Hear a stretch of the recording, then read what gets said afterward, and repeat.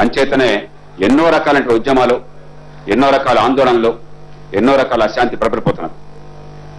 అధ్యక్ష, ఈ కారణాలుగా ఈవేళ మన రాజకీయం కానీ, చట్టసభ కానీ, ప్రభుత్వం కానీ ప్రజల దృష్టిలో నగుబాటు అయిపోతున్నారు. అధ్యక్ష, ప్రజాస్వామ్యం ఒక అపూర్వమైనటువంటి వ్యవస్థ, అత్యంత సంక్లిష్టమైన వ్యవస్థ. మీ వెనక జాతిపిత బాపు ఆ గొప్ప చిత్రం, ఆయన తరం నాయకులంతా కూడా అత్యంతమైన విశ్వాసంతో ప్రపంచంలో ఎవరు చేయని సాహసాన్ని కొడిగట్టారు. ప్రపంచ చరిత్రలో మరే దేశంలోనూ కూడా స్వతంత్రం వచ్చిన తొలి రోజులనే నిరుపేదలకు కూడా, అక్షరజ్ఞానం లేని వాళ్ళకు కూడా, ఆడ తేడా లేకుండా, కులాల అంతరాలు లేకుండా మొట్టమొదటి రోజున ఓటు హక్కు ఇచ్చిన మొట్టమొదటి దేశం భారతదేశం. ఆనాడు వాళ్ళు ఆశించింది, నమ్మింది ఈ స్వప్రపాలన సార్థకం అవుతుందని. అధ్యక్ష, రాష్ట్రంలో గత 57 సంవత్సరాల్లో 40 సంవత్సరాలు కాంగ్రెస్ పార్టీ రాజ్యమైంది. దేశంలో గత 65 సంవత్సరాల్లో ఒక్క 11 ఏళ్లు మినహాయిస్తే 54 ఏళ్లు కాంగ్రెస్ రాజ్యమైనది. అధ్యక్ష, ప్రజాస్వామ్యాన్ని సార్థకం చేశాం. ఆంధ్రప్రదేశ్లో ఈవేళ చట్టసభలో ఉన్న సంక్షోభం పూర్తిగా గతంలో మనం చేసిన పాపాల వల్ల వచ్చిందని గుర్తించకపోతే, గత కాలపు విధానాలు, పద్ధతులు, అలాంటి చర్చలు, అలాంటి అలవాట్లే కొనసాగినట్టయితే ఎన్ని ప్రభుత్వాలు వచ్చినా, ఎన్ని సభలు వచ్చినా కూడా సంక్షోభం పెరుగుతుంది. అధ్యక్ష, ఈ జాతికే వినాశనం అవుతుంది, ముప్పుగా పరిణమిస్తుంది.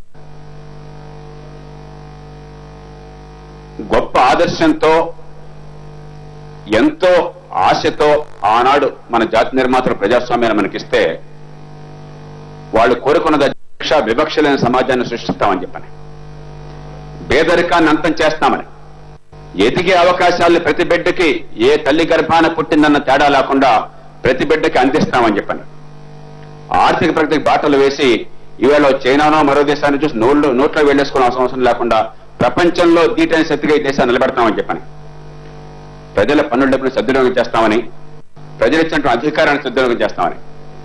కానీ అధ్యక్ష, ఈవేళ అధికార కాంక్షతో ప్రజాప్రయోజనాలు బలవుతున్నాయి.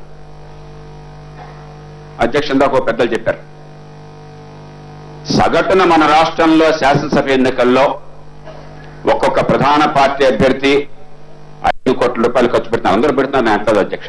కానీ సగటున 5 కోట్లు అవుతున్నది, కొందరు 10-15 కోట్లు పెడుతున్నారు. అధ్యక్ష, మొన్నటికి మన జరిగిన ఉప ఎన్నికల్లో ఒకానొక నియోజకవర్గంలో, ఒకే ఒక్క నియోజకవర్గంలో కేవలం 7 ఏడాదిన్నర పాటు ఉండేటువంటి సభ్యత్వం కోసం చెప్పని 80 కోట్ల రూపాయలు ఖర్చయింది అధ్యక్ష.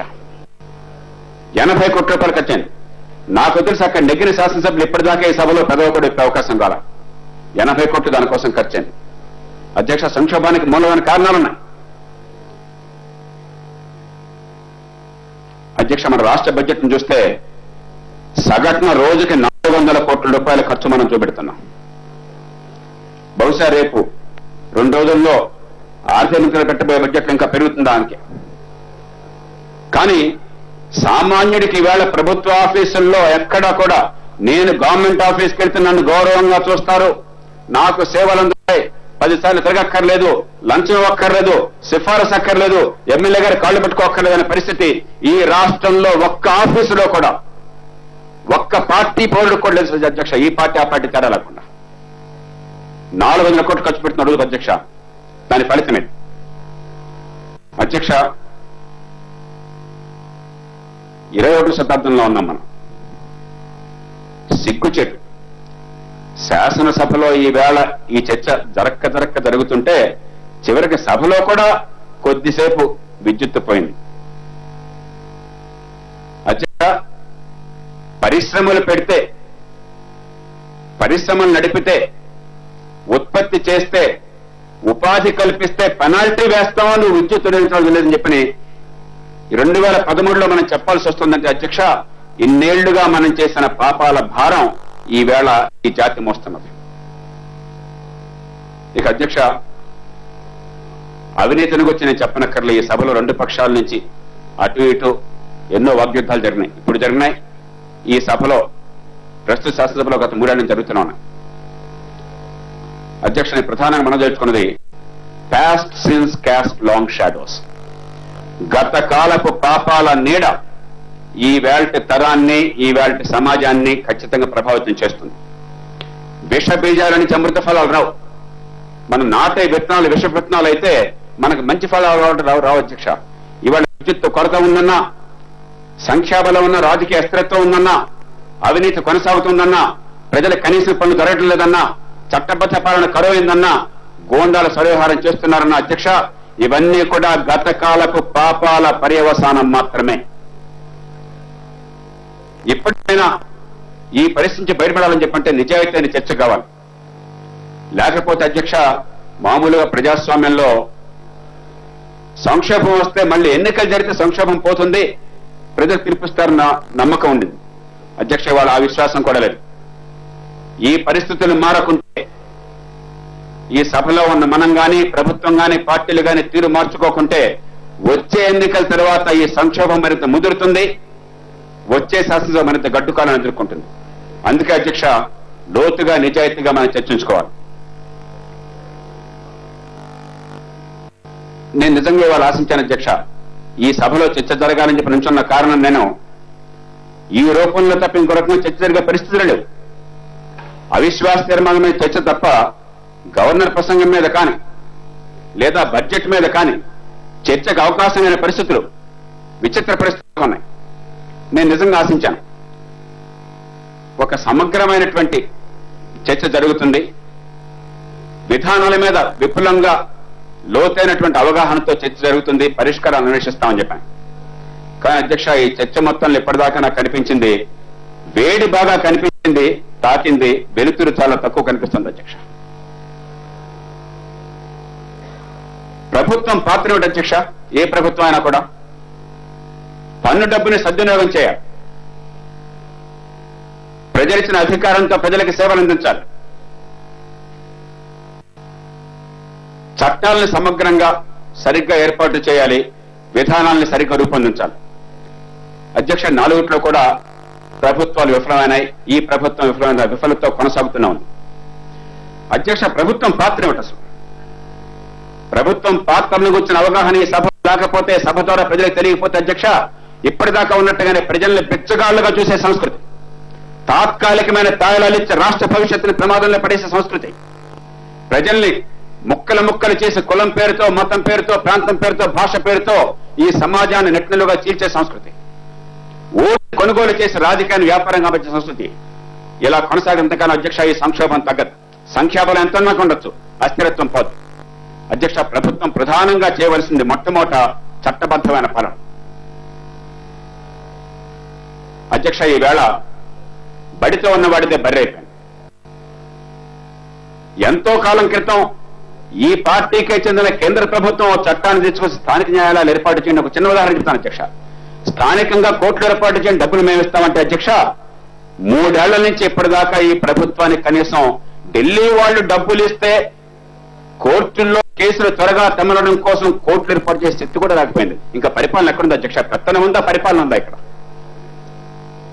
అధ్యక్ష, పోలీస్ యంత్రాంగం పూర్తిగా ప్రభుత్వం అడుగులు మడవుతుంది తప్ప ఈవేళ నిజాయితీగా, నిష్పాక్షికంగా, ధైర్యంగా ఈవేళ చర్య తీసుకుంటుంది, నేరపేస జరుగుతున్న విశ్వాసం ఈ రాష్ట్రంలో పొరపాటును కూడా లేదు. అధ్యక్ష, ఉన్న కొద్దిపాటి పోలీస్ యంత్రాంగం చాలదు, ఉన్న కొద్దిపాటి యంత్రాంగం కూడా సగం మంది నేర పరిశోధన తప్ప, ప్రజల రక్షణ తప్ప పనికిరాని పనుల్లో ఉన్నారు. ఆ కొద్ది మందికి స్వయం ప్రతిపత్తి లేదు, వాళ్ళకి వనరులు లేవు. అధ్యక్ష, మౌలిక సదుపాయాలు విద్యుత్ సంస్థ ఇప్పుడు అనుకున్నాం, విద్యుత్ రంగం లేకపోతే పారిశ్రామికీకరణ లేదు, ఆధునికీకరణ లేదు, ఆర్థిక అభివృద్ధి లేదు. రాష్ట్రాన్ని అంధకారంలో ముంచాం. అధ్యక్ష, 3.5 ఏళ్ల క్రితం ఈ శాసనసభ కొత్తగా వచ్చిన రోజుల్లోనే రాజశేఖర గారు అక్కడ కూర్చున్నప్పుడు, మీరు ఉపసభాపతిగా ఉన్నప్పుడు, ఈనాటి ముఖ్యమంత్రి గారు సభాపతిగా ఉన్నప్పుడు నేను చాలా స్పష్టంగా చెప్పిన, అధ్యక్ష మీరు నోట్ చేసుకోండి, ఇప్పటి మూర్ఖపు విధానాలు కొనసాగితే, అసంబద్ధ విధానాలు కొనసాగితే 3 ఏళ్లలో రాష్ట్రం మొత్తం అంధకారం అవుతుందని స్పష్టంగా చెప్పాను అధ్యక్ష. ఈవేళ అధికార పక్షం వాళ్ళు చెప్తున్నారు చాలా అకస్మాత్తుగా, ఆశ్చర్యకరంగా, అనుకోని రీతిలోకి వచ్చిన ఉపద్రవాల వల్ల మేము సమస్యలు చిక్కున్నామని. అధ్యక్ష, మెడ మీద తలకాయ ఉన్న ప్రతి ఒక్కడికి, చిత్తశుద్ధి ఉన్న ప్రతి ఒక్కరికి ఈవేళ ఓట్ల గాల వేయటం కాకుండా రేపటి భవిష్యత్తుని కాపాడాలని కోరిక ఉన్న ప్రతి ఒక్కరికి, ఈ రాష్ట్రం మీద మమకారం వచ్చే తరాన్ని కాపాడుకోవాలి ప్రతి ఒక్కరికి అర్థమైన విషయం అధ్యక్ష. ఇది ఈవేళ వచ్చిన సమస్య కాదు, ఏళ్ల తరబడి ఈ సమస్యను సృష్టించారు. ఈవేళ ఈ సమస్యకి మీరు బలైపోతున్నారు, రాష్ట్రాన్ని బలి చేశారు. అధ్యక్ష, విద్య అధ్యక్ష, మంచి విద్య లేకపోతే బీదరికి నెల తొలగిస్తారు, రూపాయి బియ్యం ఇచ్చి తొలగిస్తారా? ప్రజలు నిరంతరం బెచ్చగాలుగా ఉంచుతారా? మీరు 30 ఏళ్ల క్రితం 2 రూపాయలు బియ్యం ఇచ్చాను వాళ్ళు చెప్పి, ఇవాళ మీరు 1 రూపాయి బియ్యం ఇచ్చామని చెప్పని ప్రజలు నిరంతరం బెచ్చగాళ్లుగా ఉంచి, అడుక్కు తినేవాళ్ళుగా ఉంచి, తలెత్తుకుని బతికే అవకాశం లేకుండా చేసి, సొంత సంపాదన లేకుండా చేసి, మేము గొప్పవాళ్ళు అంటే మేము గొప్పని చెప్తున్నారు అధ్యక్ష. వాళ్ళ పన్ను డబ్బుల్లో కొంత భాగాన్ని వాళ్ళకి పంచిపెట్టి మిగతాంతో దోచుకుని వాళ్ళు ఎదిగే అవకాశం లేకుండా చేయడం పరిపాలన అధ్యక్ష. నా గుండె మండుతుంది అధ్యక్ష. ఈ పార్టీ ఆ పార్టీ కదా అధ్యక్ష, అన్ని పార్టీలు కూడా ఈ పాపంలో భాగస్వాములే. ఎంతకాలం ఈ మోసాన్ని కొనసాగిస్తాం మనం? సంక్షోభంలోకి ఏమవుతుంది సమాజంలో? అధ్యక్ష, తాత్కాలికమైన తాయిలాల నుంచి బయటపడతామా? ఈ సమాజ భవిష్యత్తు కోసం, అందరికీ ఎదిగే అవకాశాల కోసం, వివక్ష లేని సమాజం కోసం, చట్టబద్ధ పాలన కోసం, మౌలిక సదుపాయాల కోసం, ఆర్థికాభివృద్ధి కోసం మనం కృషి చేస్తామా? ఇది తెలుసుకోవాలి అధ్యక్ష. అధ్యక్ష, ఈవేళ రాజకీయంలో 3 అంశాలున్నాయి. అయితే ఓట్ల కొనుగోలులో ఖచ్చితంగా ఈ రాష్ట్రం ఆరితేరింది. భారతదేశానికి దురదృష్టవశాత్తు ఈ రంగంలో మార్గాన్ని చూపెడుతున్నటువంటి రాష్ట్రం ఆంధ్రప్రదేశ్. దురదృష్టవశాన్ని మిగతా రాష్ట్రాలు కూడా చాలా వేగంగా అందుకుంటున్నాయి అధ్యక్ష. లేదంటే తాత్కాలికమైన టాయిలాలు, ఈ చర్చలు లేకుండా దీర్ఘకాలిక అంశాలను ప్రస్తావించి అయినప్పటికీ తాత్కాలికంగా పేదలను ఆదుకోవాలి కాబట్టి కొన్ని పనులు చేస్తామన్న మాట వస్తుందని చూశాను. పేదరికాన్ని శాశ్వతంగా కొనసాగించి తాత్కాలిక తాయిలాలు తప్ప దీర్ఘకాలిక పథకాలను గురించి కానీ, విద్య గురించి కానీ, మౌలిక సదుపాయాల గురించి కానీ, విద్యుత్తును గురించి కానీ, ఉపాధి కల్పన గురించి కానీ, ఆర్థికాభివృద్ధి గురించి కానీ పొరపాటున ఒక మాటన సాహసం లేదు అధ్యక్ష ఈ సభలో. అధ్యక్ష, అది ఇలా చెల్లకపోతే సమాజంలో విభజన అత్యంత సంక్లిష్టమైన సమాజం కాబట్టి, ప్రపంచంలో ఎక్కడా లేనన్ని తేడాలున్న సమాజం కాబట్టి, కులాల పేరుతో, మతాల పేరుతో, భాషల పేరుతో, ప్రాంతాల పేరుతో ప్రపంచంలో ఎక్కడ చూడంత వైవిధ్యం ఉన్న సమాజం కాబట్టి దాన్ని సమన్వయం చేసేది కాకుండా సామరస్యంగా అందరికీ ఆమోదమైన పరిష్కారం తెచ్చేది కాకుండా ఈ పూట ఎట్లాగోట్లా ఎన్నికల్లో ఎగితే చాలు సమాజం మొత్తం శ్మశాన పర్లేదని చెప్పిన దుర్మార్గ సంస్కృతి వల్ల అధ్యక్ష ఈవేళ ఈ పరిస్థితి దాపురించింది. అధ్యక్ష, there is an elephant in the room. Telangana సమస్య కీలకమైన సమస్యగా వచ్చింది. కానీ అధ్యక్ష, సమస్య ఎందుకు వచ్చింది? చరిత్ర ముందు ఖచ్చితంగా కాంగ్రెస్ పార్టీ దోషిగా నుంచుని తీరుతుంది. దానిలో ఏమాత్రం సందేహం లేదు. మీ అందరూ అంతరాత్మకు తెలుసు. అధ్యక్ష, 54 ఏళ్ల పాటు అధికారంలో దేశంలో ఉండి 40 ఏళ్ల పాటు రాష్ట్రంలో ఉండి ఇంతకాలం ఎందుకని మీరు ఉపేక్షించారు? ఎందుకని తాత్కాలిక ప్రయోజనాల కోసం ప్రజల ప్రయోజనాలను బలిపెట్టారు? ఎందుకని పబ్బం గడిపోవటం కోసం చెప్పని రేపు నాశనమైనా కూడా ఈ సభ కానీ రాష్ట్రం కానీ ఎందుకే పరిస్థితి తీసుకొచ్చారు? ఎందుకని మీకు సంఖ్యాబలం ఉన్నా కూడా ఈ సభలో కనీసం చర్చ కూడా జరుపుకోలేకుండా, గవర్నర్ ప్రసంగం కూడా జరగకుండా, బడ్జెట్ కూడా మార్క్స్ లేకుండా, బడ్జెట్ ను కూడా మీరు ఇక్కడ ప్రకటించే అవకాశం లేకుండా, బడ్జెట్ పైన సమగ్రమైన చర్చ కూడా జరిగే అవకాశం లేకుండా ఉండే పరిస్థితి ఎందుకు వచ్చింది? ఖచ్చితంగా 100కి 100 పాళ్ళు చరిత్ర ముందు శ్రీనివాస్ గారు, చరిత్ర ముందు ఖచ్చితంగా కాంగ్రెస్ పార్టీ దోషిగా నిలబడి తీరుతుంది. దానిలో మీకు అనుమానం మాత్రం లేదు. నేను ఒక నిరాధారంగా మాట్లాడను, ద్వేషంతో మాట్లాడను, ఆలోచించి మాట్లాడుతున్నాను. దేశ సమగ్రత కోసం పోరాడాల్సిన పార్టీ, ఆంధ్రప్రదేశ్ సమన్వయం చేయాల్సిన పార్టీ, ఈ దేశంలో గొప్ప ఫెడరల్ వ్యవస్థ నిర్మాణం చేసిన పార్టీ, ఈ దేశంలో స్వతంత్రాన్ని తీసుకొచ్చిన పార్టీ, గొప్ప రాజ్యాంగాన్ని ఇచ్చిన పార్టీ, మీ ఓట్ల బలం కోసం, తాత్కాలిక ప్రయోజనాల కోసం ఏ పద్ధతి అయినా పర్లేదు. ఈవేళ మాట రేపో మాట, ఈవేళ ఓ కులం రేపో కులం, ఈ ప్రాంతంలో ఓ మాట ఆ ప్రాంతంలో ఓ మాట, ఈ ప్రాంతంలో సభ్యుల మాట ఆ ప్రాంతంలో సభ్యుల మాట, ఈ రకమైనటువంటి మూర్ఖ విధానాలను రేపన్నది లేకుండా చేయడం వల్ల ఈ సమస్య వచ్చింది. మిమ్మల్ని మిగతా వాళ్ళు అనుకరించారు, మిగతా వాళ్ళు తప్పులు చేశారు. కానీ కాంగ్రెస్ పార్టీ కదా ఈ దేశానికి పెద్దన్న, మిమ్మల్ని చూసుకోలేదు, మిగతా వాళ్ళు నేర్చుకున్నది. ఈ దేశంలో రీతుల్లో కూడా మీ నుంచి వచ్చినాయి కదా. దానికి వస్తాను అధ్యక్ష, యహూదీ పావు రెండో ప్రపంచ యుద్ధంతో మాట్లాడుతుంది. రెండవ యుద్ధం తర్వాత హిట్లర్ దురాగతాల తర్వాత ప్రపంచం అంతా ఒక నిశ్చేష్టం అయిపోతే మాట అన్నాడు బాబు. అయ్యా 3 ప్రతిజ్ఞ చేసుకున్నాం. 10 కమాండ్మెంట్స్ అది కావాల్సిన 3 కమాండ్మెంట్స్ కావాలి. Thou shall not be a perpetrator. దుర్మార్గాన్ని నేను చేయను. Thou shall not be victim. దుర్మార్గానికి నేను బలిపశువును కాను. Above all thou shall not be a bystander. అన్నిటినీ మించి నేను మౌన ప్రేక్షకుడుగా చూస్తూ కూర్చోను. అధ్యక్ష, ఈవేళ ఈ సభ నిర్వహణ చేసింది కాంగ్రెస్ పార్టీ కాదా? ఈ రాష్ట్రంలో ఈ సభలో చర్చ జరిగే అవకాశం కూడా లేకుండా చేసి, అదేదో కొంతమంది వ్యక్తుల పెత్తనంగా మార్చేసి మాకు వదిలేయండి చెప్పాను. ఏం చేస్తున్నారో ఏమిటి తెలియకుండా అంత రహస్యంగా చేస్తూ ఒక జాతి భవిష్యత్తు నిర్ణయం ప్రజల చేతుల్లో కాకుండా, ప్రజల సభ చేతుల్లో కాకుండా, నిజాయితీ అయిన చర్చ లేకుండా రోజుకో మాట గంటకో మాట, ఈ ఎన్నికల్లో మాకు ఎన్ని సీట్లు వస్తే తాత్కాలికంగా మాట తప్ప అసలు ఈ రాష్ట్రం, ఈ దేశం భవిష్యత్తు ఏమిటి, మన ఫెడరల్ వ్యవస్థ భవిష్యత్తు ఏమిటి, ఈ రాజ్యాంగ భవిష్యత్తు ఆలోచన లేకుండా చేసింది కాంగ్రెస్ పార్టీ కాదా? కేంద్రంలో మీ అధికారం లేరా? లేరంటే చెప్పండి. రాష్ట్రంలో అధికారం మీది కాదా? లేదంటే చెప్పండి. అధ్యక్ష, మనకేమనుకోవచ్చు, మా పరిస్థితులు బాగున్నాగా అనుకోవచ్చు. మనకు పదవులు ఉన్నాయి, లేదా అదృష్టం కలిసి వచ్చో, తల్లిదండ్రుల కృషి వలనో, అధికారం అండ వలనో, మన తెలివితేటల వలనో, మన శ్రమ వలనో మనం డబ్బులు సంపాదించుకున్నాం. సమాజం మొత్తం నాశనమైన నా పిల్లలు బాగుంటారు అనుకోవచ్చు అధ్యక్ష, చాలా మంది అనుకోవచ్చు. కానీ అధ్యక్ష, నా చిన్ని బొజ్జకు శ్రీరామరక్ష అనుకుంటే ఎంతకాలం కొనసాగదు. అధ్యక్ష, ఒక ప్రజాస్వామ్య సమాజంలో ఎక్కడ ఏ గుండె మండినా, ఎక్కడ ఎవరికి అన్యాయం జరిగినా నేడో రేపో దాని ప్రభావం ఖచ్చితంగా మనందరం నుండి తీరుతుంది. అందుకే అధ్యక్ష, ఎప్పుడో పాస్టర్ నీమోలర్ చెప్పాడు, మొట్టమొదట నాజీలు యూదుల కోసం వచ్చారు, నేను యూదుడిని కాదు, నేను పట్టించుకోవాలా. తర్వాత కమ్యూనిస్టుల కోసం వచ్చారు, నేను కమ్యూనిస్టుని కాదు, నేను పట్టించుకోవాలా. తర్వాత ట్రేడ్ యూనియన్ వాళ్ళ కోసం వచ్చారు, నేను ట్రేడ్ యూనియన్ కాదు, నేను పట్టించుకోవాలా. అధ్యక్ష, చివరికి నా కోసం వచ్చారు. చుట్టూ చూసాను ఎవడన్నా కాపాడుతాడేమని చెప్పని ఒక్కడు కూడా మిగల.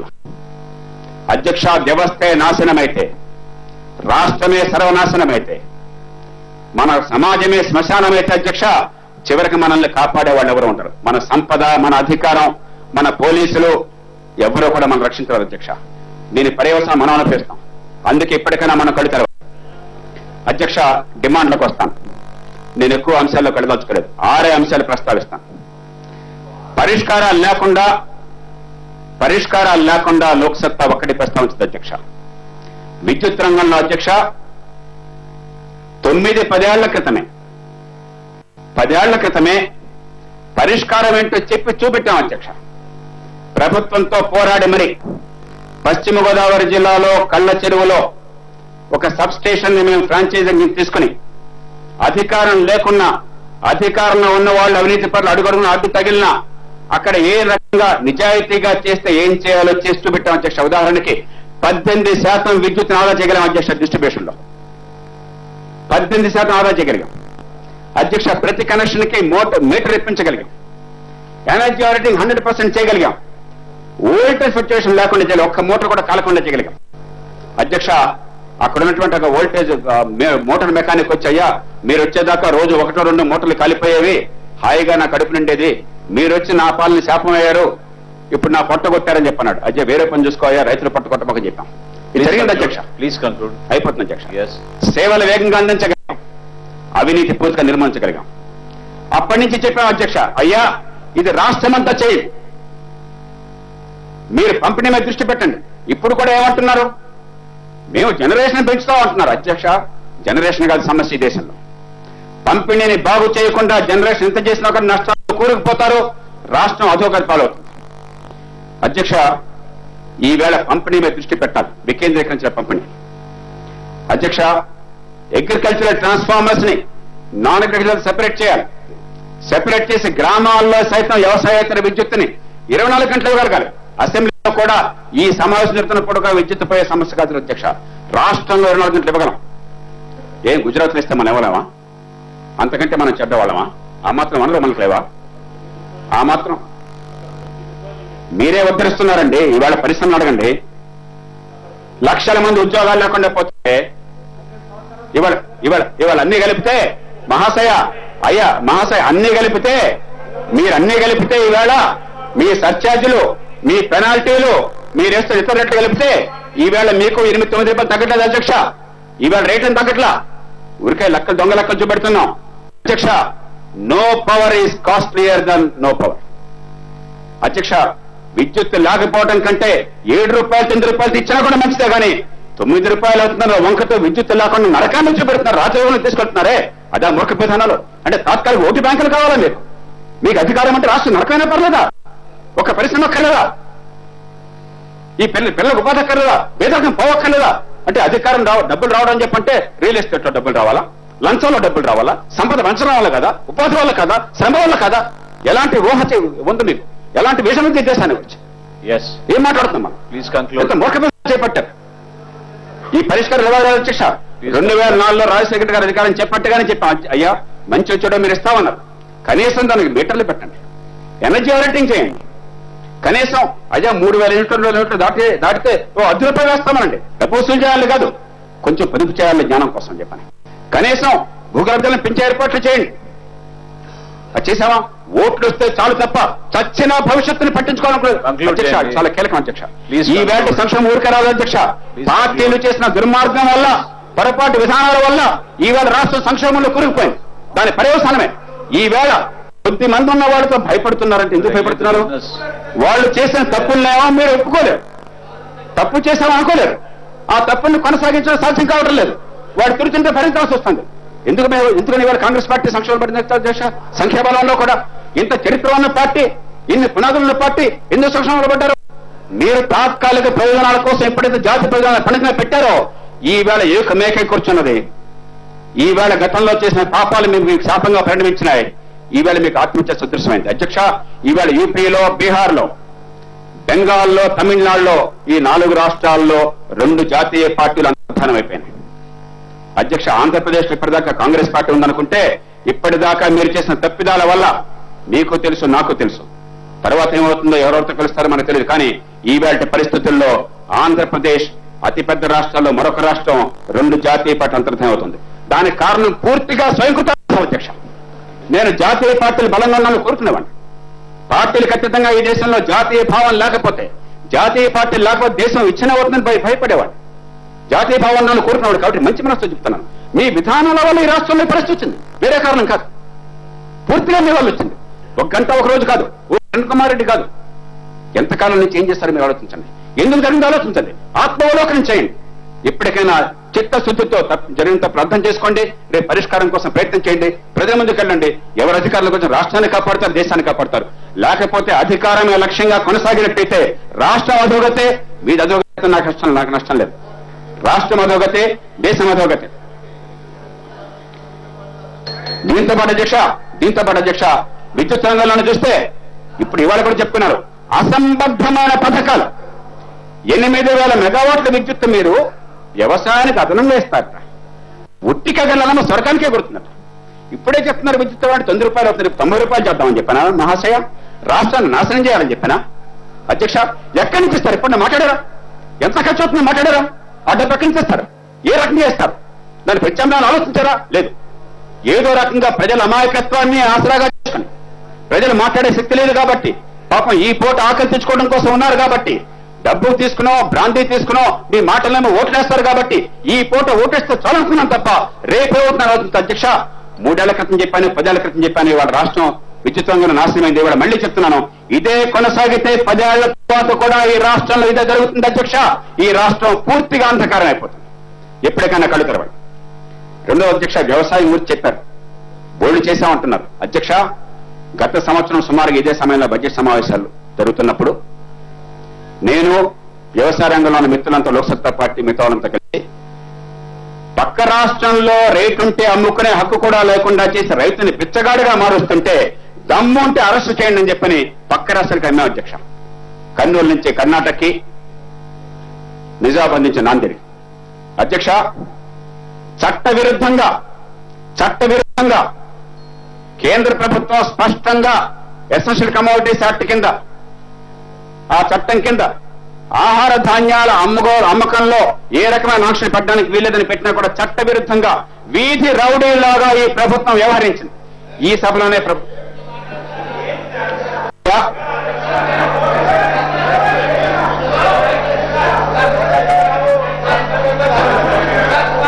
ముఖ్యమంత్రి గారు సరే, ఇప్పుడు ప్రజల్ని కించపరిచే విధంగా డబ్బులతో ఓట్లు వేస్తారు, బ్రాండీ దాగి ఓట్లు వేస్తారు. ఏందండి ఈ మాటలు? అంటే వాళ్ళకి తెలివి లేదా? మీకొక్కరికే తెలివి ఉంది, ఇక్కడ ఇంకెవ్వరికి తెలివి లేదు. ఈ రాష్ట్రంలో మీరు ఒక్కరే మేధావి. ఏంది ఈ ప్రవర్తన? ఏంది ఈ మాటలేంది? ఇప్పుడు ఎవరు కూడా ఒక ప్రజలను ఎన్నుకోబడుతున్నాం కాబట్టి వాళ్ళు గౌరవించేది నేర్చుకోవాలి. మనకు శ్రీకాకుళం నుంచి అనంతపురం వరకు, ఆదిలాబాద్ నుంచి చిత్తూరు వరకు ఒకటే విధంగా ప్రజలు ఎట్లా ఆలోచన చేస్తారండి? ప్రజలు ఏమో అమ్ముడుపోయే వాళ్ళు అనుకుంటున్నారా? కమాడిటీ అనుకుంటున్నారా? ఈ విధంగా కించపరిస్తే అది మంచి పద్ధతి కాదు. ప్రజాస్వామ్యంలో ఉండి ప్రజలను కించపరిచేది అది మంచి పద్ధతి కాదనేది నేర్చుకోవాలి.